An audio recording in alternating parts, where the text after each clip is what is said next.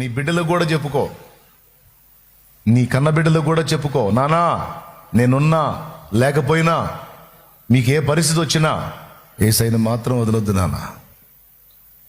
ఒకవేళ మీ అడుగులు జారి తొట్టుపడి బలహీనపడి శోధింపబడినట్లయితే సాతాను నీ దగ్గరకు చేరి నిన్ను నిరాశలోకి నెట్టి నువ్వు పనికిరావు, నువ్వు తగవు, దేవునికి పనికిరావు, దేవుడు ఒప్పుకోడు, క్షమించడు, ప్రేమించడని నిన్ను కృంగగొడతాడు. వాడికి అవకాశం ఇవ్వద్దు నాన్న.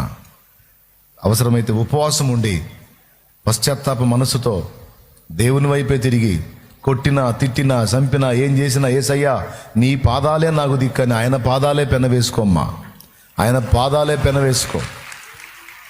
దుష్టుడు నిన్ను శోధింపక మానడు, శోధించినప్పుడు ఆయన పాదాలని ఆశ్రయించు. కృపగల దేవుడు కనికరించి ఆయన రక్తంతో నిన్ను కడిగి శుద్ధి చేస్తాడు. ఆయన అంత అవకాశం సైతానికి ఇవ్వద్దు.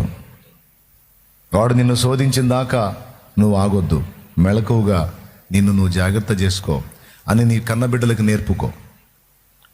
వాడు తొట్టుపడినా తిరిగి తేరుకోవాలి. వాడు తొట్టు పడకుండా ఉండే జాగ్రత్తలు చెప్పాలి. వాళ్ళలో విశ్వాసం అనే బీజము పర్మనెంట్గా ఒక స్టాంపు ముద్ర వేసినట్టు వాళ్ళు ముద్రించాలి. ఏ పరిస్థితిలో కూడా వాడు యేసు ప్రభువును వదలడానికి వీల్లేదు.